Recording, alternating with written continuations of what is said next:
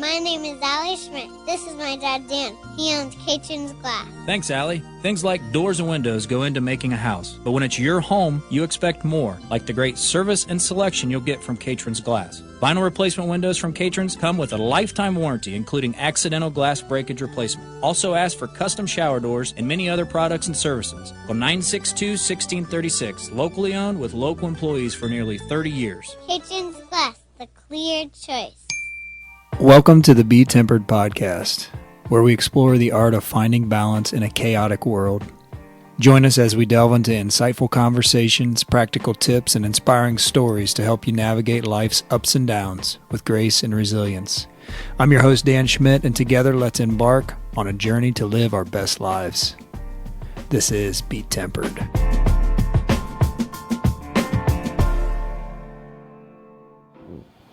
All right, welcome everybody to BeTempered podcast number 9, I believe. We are recording from Lexington, Kentucky. We happen to be on a little family vacation, and unfortunately today I don't have Ben with me. He's back at the office holding things down at the glass shop. So you got me, so if it sounds terrible, you know Ben is the glue that holds this thing together. Today we are excited to have my father-in-law, Howard Stammen, with us. And Howard is a unique man who has raised an awesome family. I'm not just saying that because he's my father-in-law. He has. And obviously I married his daughter, and just a fantastic family. And Howard has a unique story from growing up on a farm and getting into the corporate world while still farming and raising a family. And so I thought today would be good to listen to Howard's story. So Howard, welcome to the BeTempered podcast. Thank you, Dan. So Howard, for those that don't know you, kind of tell us where you grew up, where you're from, and tell us your story. Okay. I grew up in a very small town, just 2 miles south of a very small town called Cranberry Prairie. Born in an adjoining town, Salina, in 1950, which gives my age away, I guess. I'm 73 today. A young 73, I'll add. Yeah, thank you. I guess living on a farm, that helps to keep us fit. So. That's right. Our farm operation, when I grew up, when I was a kid, we had dairy cows. Our farm was 2 miles south of the small town of Cranberry. We had dairy cows, we had hogs, farrow to finish operation, and chickens, and we had a garden. So we were pretty self-sufficient at that time. When I was a kid and starting school in Cranberry, we had a 2-room schoolhouse, and we had 4 grades in the original 1 room, and then 4 grades in the 2nd room. So, oh wow! So you went to school 2 miles down the road in a small schoolhouse. I think we had 7 kids in our grade. Wow! So it was small, but very comforting to live in a little community like that. We thought the whole world was like that. Wouldn't it be nice? Yes, that's true. Anyway, I went to school there for 4 years. We worked on the farm when we were kids, worked in the garden. We baled hay, did a lot of the physical stuff. Farming is a lot different today than what it was then. Most of the stuff was physical. Even like cleaning hog pens, we shoveled the manure out. It didn't just fall down into the slats. You actually had to clean. Yeah. So it was really different. And I guess after my first 4 years, we were consolidated in a school in St. Henry. So my rest of the elementary age was in St. Henry, and also the high school 4 years were in St. Henry. As I went through high school, I decided I liked the rural community and I wanted to kind of stay with it. So I decided I wanted to go to Ohio State University, which was an agricultural college. And I majored in agricultural business there. Very happy to do that. It was an interesting 4 years. At the time I went to Ohio State University, I think we had 40,000 kids there, so it was a pretty good size university. Big. A lot of the kids that I dormed with, they had pictures of girls on the wall, that type of thing. I had pictures of tractors. So, so I knew what I wanted to do. I wanted to come back home and farm, and I needed a job to develop some capital so I could buy some land. So the year before I graduated, I went to a local bank in Salina and applied for a summer job. And the president of the bank said, "We don't have anything, but we are interested in you after you graduate." So lo and behold, I went back, and he said, "Come to us when you graduate." So I had a job lined up the year before I graduated from Ohio State University. Oh, that's comforting, right? When Yeah. you're going through school to know that. Very comforting, yes. So that all worked out fine. I graduated, came back. I told my dad I wanted to own some ground. So one day when I was working in the bank, he said, "I bought 80 acres for you." And I said, "Okay, Thanks, Dad." So we went down and looked at it. It was a little rough. We spent some time cleaning it all up, and it worked out very good. We owned it. That year I got married, I guess, to my wife, Ann, who was from St. Henry, my high school sweetheart. So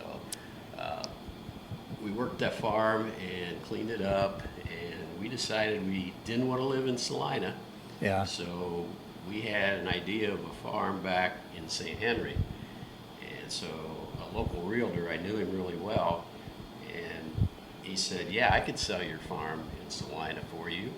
And lo and behold, at that time, my dad paid $650 an acre for that farm. Wow. And 2.5 years later, we sold it for almost $2,000 an acre. Wow. So that got us started. That got you started. Yeah. For sure. So it worked really good. And we came back home, and the place we bought on contract, and it had a house. So we started raising hogs and crop farming there. And you're also working at the bank, Yes, right? yes. I decided I needed to keep working at the bank, which I ended up doing for 40 years. Yeah. That was kind of an interesting experience. When I started the bank in Salina, it was $40 million in size. And about 15 years into that work situation, a bank in Cincinnati bought us, First Financial Bank. And they were pretty good size at that time. I don't remember exactly what the size was, but our goal at that time, the holding company's goal, was to buy a lot of rural banks.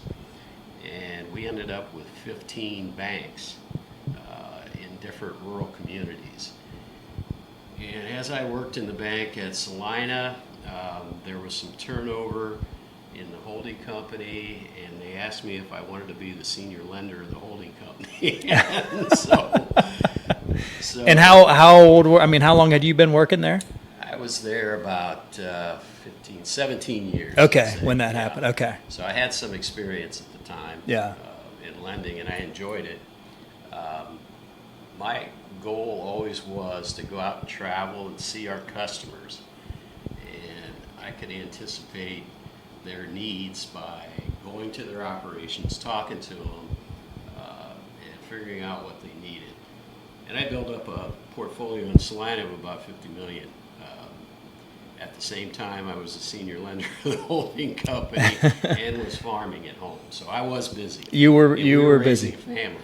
Lo and behold, my wife had to do a lot of it at home. Yeah. So, I'm very thankful for you, Ann. Yeah, very thankful. that's for sure. Now, I want to stop you for a second, because I think there's part of this story that some of our listeners, a lot of our listeners, don't live on a farm or have grown up on a farm. And when you grew up on the farm, that many years ago, you talked about cows and chickens and pigs and milking and doing all that stuff. Did you live off the land? I mean, technically speaking, how often did your mom or your dad go to the grocery store? Usually about every 2 weeks they would go to the grocery store, and I remember my mom saying, "If you can just give me $20 every 2 weeks, that'll take care of our groceries." And how many kids? How many people were living in the house? We had had 7 people in the house. So. And $20 every 2 weeks. Yeah, and she was happy with that. Wow. So you're getting milk from the cows.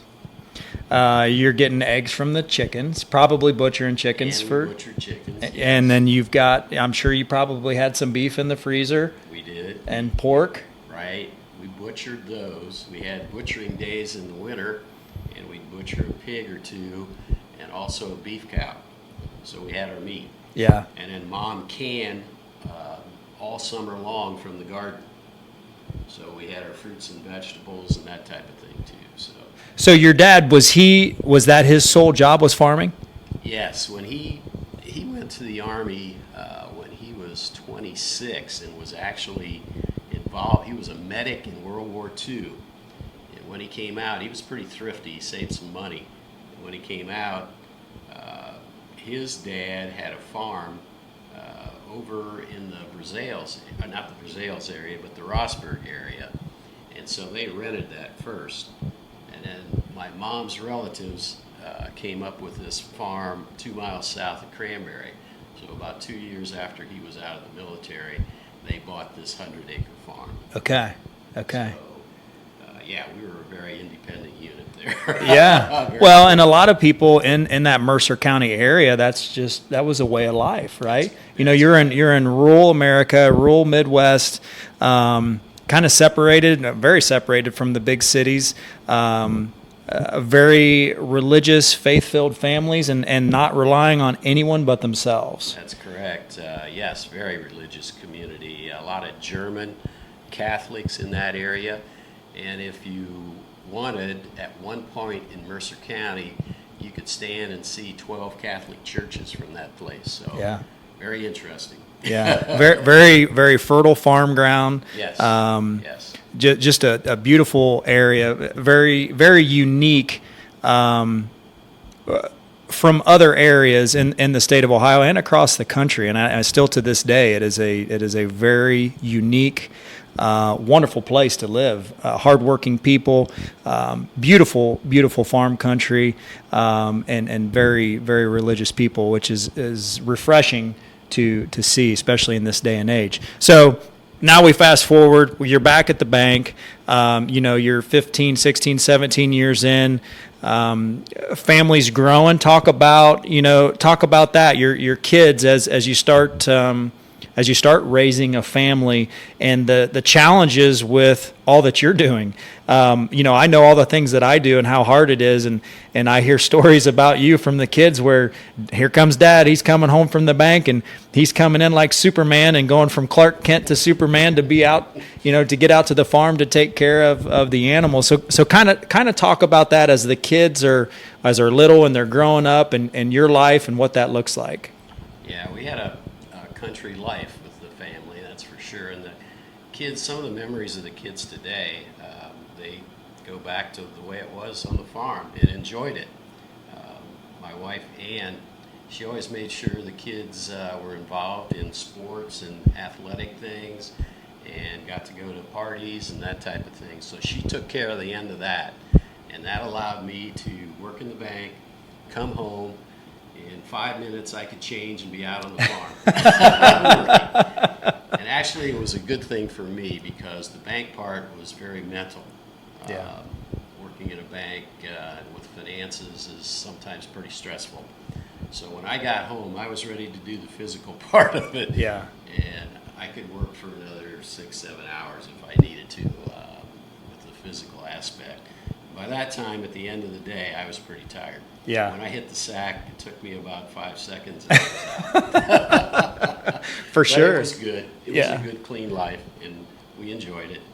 And some of the feedback from our kids today, I guess there's some good things that I didn't even realize that were important to them. But they on vacations, that we go to, they remind me of some of those things, and we're happy that they live that way. So. And I think it's amazing to hear those stories from your kids, talking about growing up on a farm and realistically, some of the younger ones didn't live on the farm that long, but still having those memories and seeing you as a leader of the family working so hard. And I think it's really shine through with all of them, because every single one of them is extremely hardworking, extremely good people. And that just doesn't happen, unless you have that leadership role, someone like you working so hard, and someone like Ann who's taking care of them and raising them. So that's a compliment to you and all the struggles you went through, because I understand from my end, because in a little bit of the same way, I'm kind of doing the same thing you did, running a business. When you're dealing with people, whether it's employees or customers, or just trying to keep things going, there's a ton of mental, and that can suck the life out of you. So then when you come back on the farm and you've got all these tasks to do, especially with livestock, because they're not going to take care of themselves, you have to do it. It forces you, but that's kind of a mental break, right? And so, I have those similar feelings, and you don't realize what those kids, as they're growing up, kind of take in and gain from that until now. Yeah. So I guess from time to time, I think back through some of the things that happened, and the combination. Some people would say, "Why do you work two jobs?" And actually, it ended up being a little bit complementary. I could go to work in the bank during the day and do certain things, and in the back of my mind, I was figuring out how to do some of the things on the farm. yeah. So when I went home that night, I had it figured out. And when I was on the farm, I was thinking about some of the things that I had to figure out at the bank. And the next day when I went to the bank, that saved me some time. Yeah. So it was complimentary. Yeah, for sure. Well, good. So now your kids are growing. You're getting through work. Was there ever a time when you were at the bank and you're thinking, you know what, I don't want to be here at the bank. I would rather just be farming. Well, when I graduated from college, I thought, if I can just get a job for 5 years, that'll get me going. And I ended up working 40 years. Yeah, 40 years later. We had some good people in the bank, and it worked out well. But, in our area, land prices kept escalating. And today, yet, they're very high. So it took a lot of money to make things work. If you start an operation from scratch, you got to buy your equipment, you got to buy the land, you got to raise your family. So it takes a lot of money to do that. So I just kept working. My wife prayed that someday I'd get out of the bank and be able to farm full time. And lo and behold, 40 years later, I did. You did, once you retired from the bank. I'm Yeah. retired now 12 years, and I've been farming pretty much full time since I retired from the bank. It's been great. Yeah, that's good. So talk a little bit about, so when I know Kim, my wife, when I think she was in 6th or 7th grade, you had a little bit of a new venture in developing some land for the town. Kind of talk about that a little bit, because that was not something was in your wheelhouse, right? No, we didn't expect it. My wife's grandfather owned an 80-acre tract right on the edge of St. Henry, and we went over one night and talked to him about renting that ground. And he was renting it to a neighbor, and he said, "No, I can't do that." He said, "He's doing a good job, and we're going to let him keep doing it." Well, his wife remembered that conversation, and about 5 years later, her grandfather died, and she came to us and said, "Would you be interested in this farm?" And we said, "Yes, we sure would." And at the time, we were kind of struggling because we had bought some other ground, and we were trying to figure out how we could do that. And she said, "Well, figure it out. Whatever way you want to do it, do it." And we looked at the town of St. Henry at the time, and it needed some housing. So I went to the village administrator and said, "Do you need lots for people to build on in St. Henry?" And he said, "Yes, we certainly do." So we drew up a format on the edge of this farm, right on the edge of town, a layout for 20 lots. And he said, yes, this is exactly what we need. And we didn't have a lot of money at the time. And I said, well, how are we going to be able to do this? And he said, you can, after you draw up the lots, you can get the people to prepay for the lots. And then go ahead and put the streets, sanitary, the water, the electric, and everything in. And I said, well, that sounds good to me. So we went and made up a sign, and made a sign up with the help of her father, and put it on the edge of the farm and said we had 20 lots for sale. And lo and behold, in about 2 weeks, we had 3/4 of those lots committed. That's crazy. And so we drew up some contracts, had the people sign them, and said, we're going to have you prepay these lots. And they said, okay, we really want the lots. Yeah. And they did it. Yeah. So we picked up enough money to do the whole subdivision. Oh, that's fantastic. Yeah. Then we did 2 small subdivisions after that, too, to tie everything together. But it worked out great. We were very blessed that it did work out. Yeah. So that had to be a little bit of a stressful process. It was a stressful process. It was new to us, and the way of doing it, it was set up very well because the town needed the lots. But having the ability to prepay those lots made the situation good. Right. I knew some contractors, and a couple of them, and I knew they had done some subdivisions before, and they were reliable. So we had bids taken, and one of the guys said, hey, he'd be happy to do it, and he came in with the lowest bid, so we said, go for it. Yeah. And he started doing everything, and it worked out. It worked out good. Yeah. Yeah. That's just, kind of throughout your life, farming, banking, and then developing. It's funny how life works out, and there's things. I think about some of your grandkids right now who are graduating college and getting ready to start their life, and you have all these expectations about what your life's going to look like, and all the things that you're going to do and the family that you're going to raise, and how life just throws you different curveballs, some good and some bad. Right. There's lots of trials and tribulations that people go through, and all kinds of different adversities. But it's unique to see, especially in your family.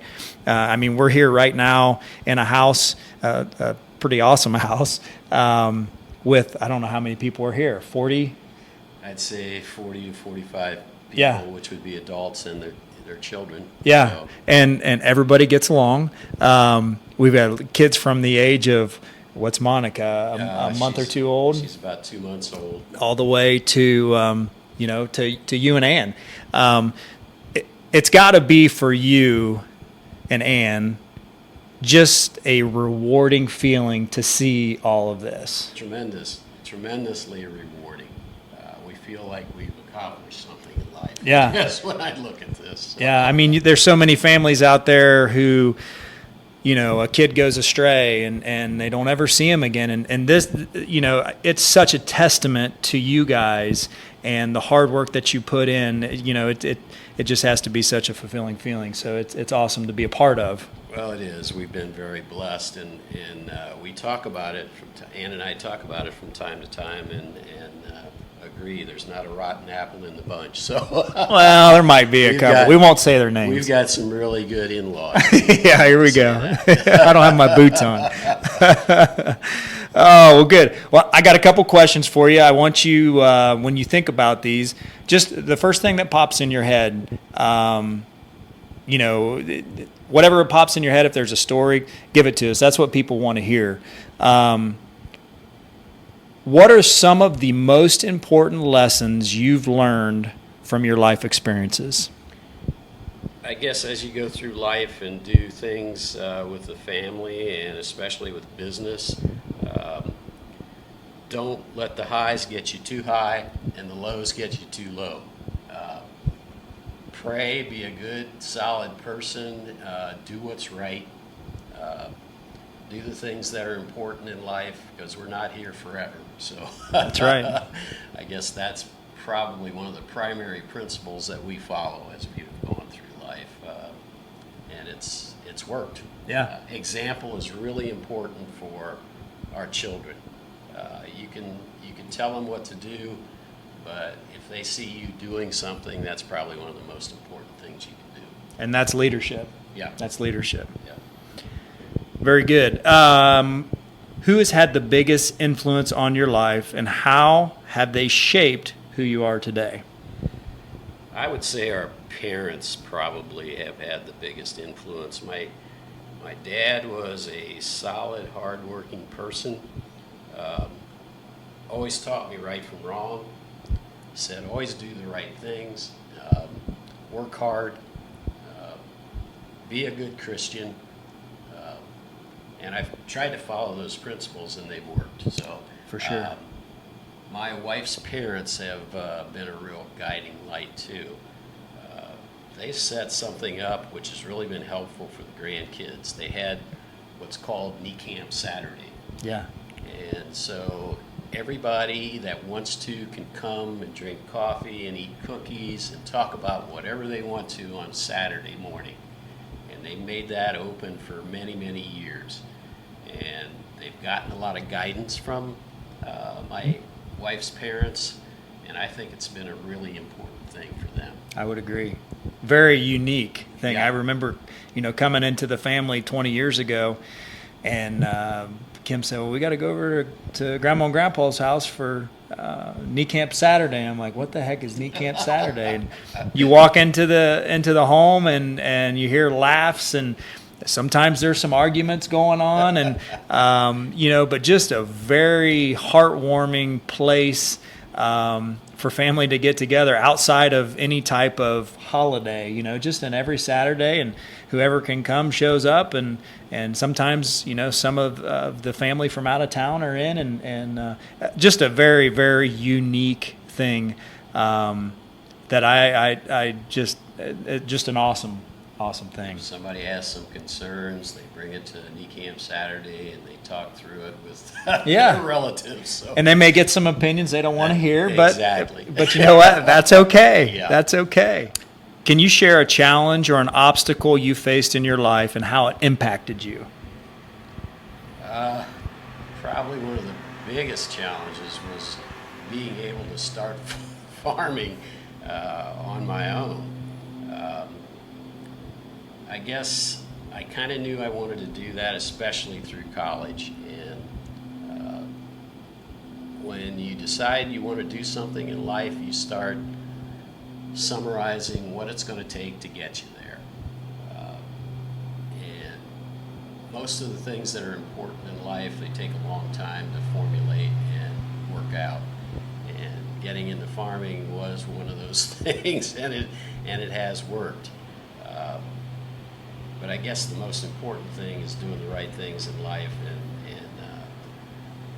going to heaven hereafter. So, Yes, for sure. The ultimate goal. Yeah. So that was really the most important thing in life. And as you get older, you realize it is and should be the most important thing.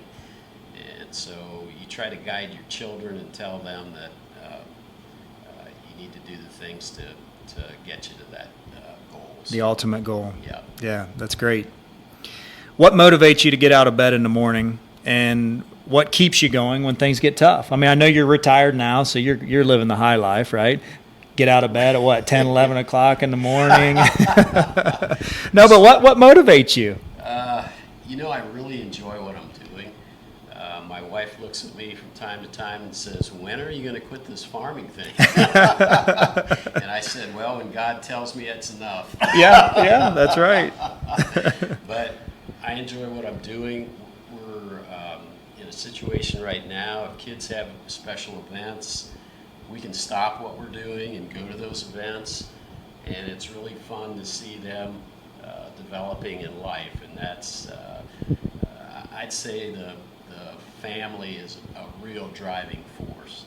And if we can help them in any way, that's what keeps us going. Yeah, that's awesome. That's awesome. And it shows. It shows. What do you value most in your relationship with others? Being able to get along with other people and help them. we've done a lot of things in life that have helped other people, and seeing those results is really an important thing for us. We've done it through some community things. We've done it through church events. Other people need help in a lot of different ways. And we've been extremely blessed, and we've used those blessings to help others to move on in life and accomplish their goals. Yeah, and that's been the biggest thing I've learned from doing this podcast now, for not a very long time. I didn't know what it was going to do for me, which it's been just tremendous to receive texts and phone calls from people saying, man, it's awesome to hear these people's stories. And I think for me, that's a way of giving back, for people to have individuals tell their stories, and for other people to hear it, because you've been through a lot of things in your life that were difficult. You've been through challenges that other people go through just like you do. But when people hold it in and they don't talk about it, I think they feel like I'm the only one dealing with this. So relationships in life and in business, you saw that in the bank. Yeah. Very important. Yeah, that's how you build a business. That's how you build any type of sales, any type of family, anything. It is all about relationships. So, and you've hit on that. I've had a lot of relationships through the people in the bank, and these people have helped me a lot, and hopefully I've helped them. Yeah. I think about, Jim Niekamp, Yes. the program that he runs, and and I went through that program with him 15, 20 years ago, and his whole thing is owning the relationship. Right. And whether that's in business or in family or in life in general, relationships are key to everything. So, it's amazing to hear that from everyone. When you have a good relationship, things are good. So, last question. Any closing thoughts or words of wisdom or advice you can give to our listeners? And I want you to think about your grandkids listening to this. I want you to think about your kids listening to this. If there's one last thing you could leave someone, what would that be? I guess with the grandkids, they go through a lot of struggles in life. I think growing up's probably harder today than what it ever is. So if you see, especially grandkids that need some help, either just conversation-wise or financial-wise or whatever, please help them. Whatever you do probably will be remembered for the rest of their life. So For sure. And also understanding that adversity can transition into growth. correct. I think a lot of times now kids, especially in high school, they don't know what they want to do and they get down on themselves. And when you see that type of thing happening, you got to bolster them somehow and keep them on track. So Yeah, for sure. Well, great. Well, Howard, I appreciate you taking the time to sit down with us, and Thank you. appreciate everything that you've done for our family, and not just your family in general, but for all those out there that people don't know about, because I know you do a lot. Well, we've been blessed to have you as a part of our family. Oh, well, thank you. We appreciate that. All right, everybody. Thanks for listening. If you get time, please like or share our show with your friends and family, and go out and be tempered. Thank you for listening to the Be Tempered podcast. If you like what you heard, please be sure to share with your friends and family. Also, give us a like on Facebook and Instagram. We appreciate your time. Go out and be tempered.